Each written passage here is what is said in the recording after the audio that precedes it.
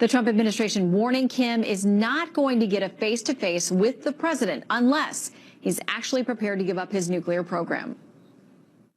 Let's be very clear. The United States has made zero concessions, but North Korea has made some promises. And again, this meeting won't take place without concrete actions that match the promises that have been made by North Korea.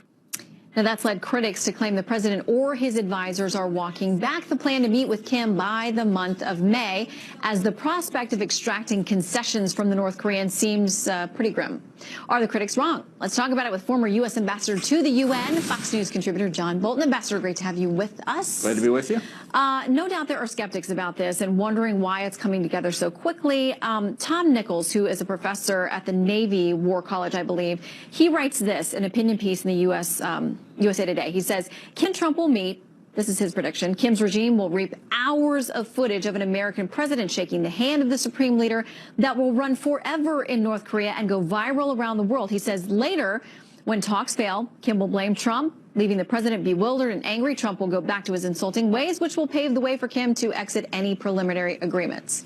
How do you see it playing out? I don't think it's going to happen anything like that. I mean, I think you have to look at this not based on what people read in the morning newspapers, but on the objective reality of North Korea at the present time. Number one, by all accounts, including top people in our intelligence community, they're very close to achieving a goal they've been after for 25 years or more, which is to be able to deliver thermonuclear warheads on target in the United States. They're very close, and they don't want anything that would interfere with them crossing that finish line. So why then with the North Koreas, if they're that close, why in the world would they agree to not halt the program, to give it up completely? It just doesn't logically make any sense.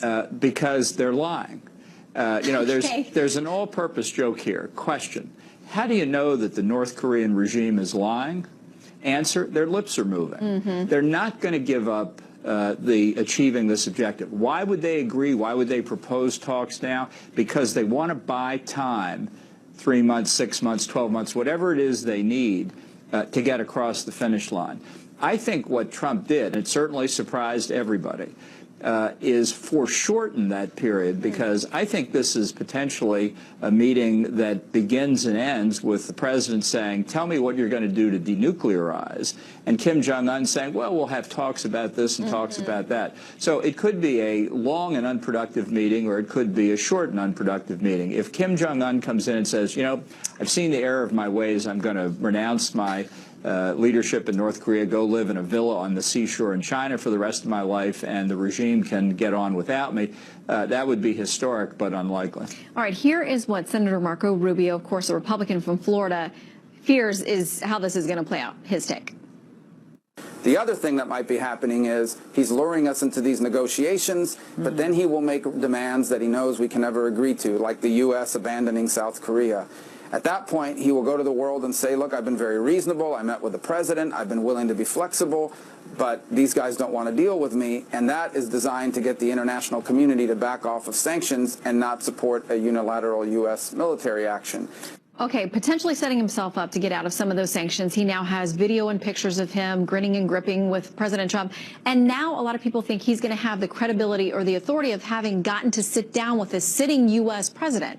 So what's the win in this for our administration? Well, I think it's only if the president follows through on what he's been saying consistently. It shouldn't surprise anybody that he agreed to meet with Kim Jong-un, whether you like it or not.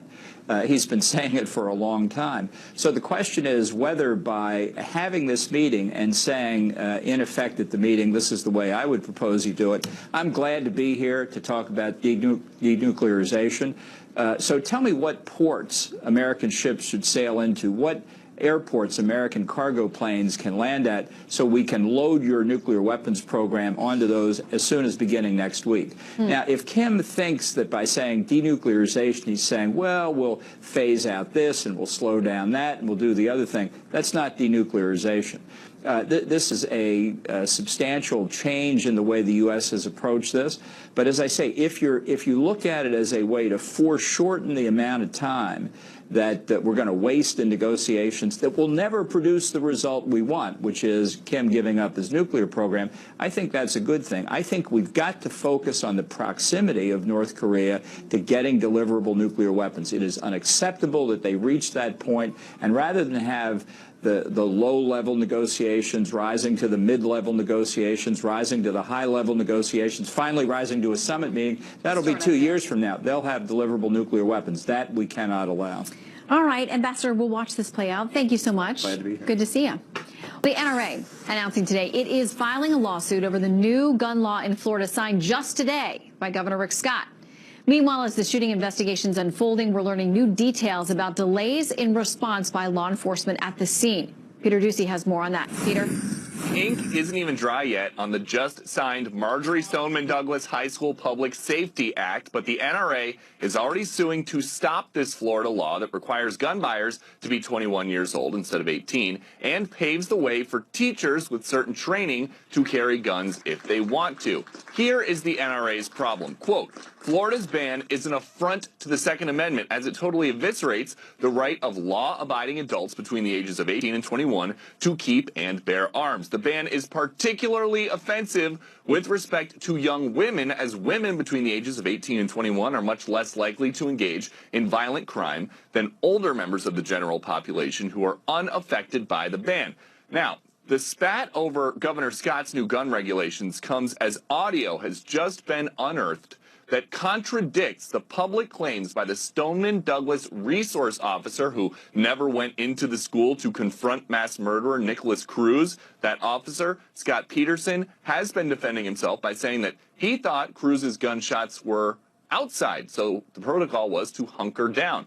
If the shots had been from inside, the protocol would be to go in there and confront the assailant. Well, as it turns out, he knew all along that the shots were coming from inside the school. Shutting down east on Holmberg. We need somebody to shut down Holmberg. Do not approach the 12 or 1,300 buildings. Stay at least 500 feet away at this point. I know there's lots going on. Do we have the perimeter set up right now and everybody clearing out of the school? I want to make sure that we have a perimeter set up and the school's being, all the kids are getting out. So we need to shut down around the school. Is he still shooting? 54. We're trying to locate. We don't know where he's at. We got gunshot holes either coming into or out of that building on the west side, third floor. So, missed opportunities to stop Nikolas Cruz were not just in the years before his Valentine's Day mass murder when authorities checked up on him dozens of times. We have now just heard a final missed opportunity to stop him. And the Broward County Sheriff's Office has a lot of explaining to do tonight about why their story keeps changing. Shannon. They certainly do. All right, Peter Doocy digging into the details. Thank you. Well, accused of equivocating amid hate, one of President Obama's former advisors seems to compare Louis Farrakhan to the industrialist Koch brothers on national television. Leland Vittert has the latest on calls for Democrats to disassociate themselves from Farrakhan and to do it quickly. A shocking revelation, former Obama National Security Advisor Susan Rice reportedly stepped in to quash an action plan to stop Russian meddling in the 2016 election. We will investigate.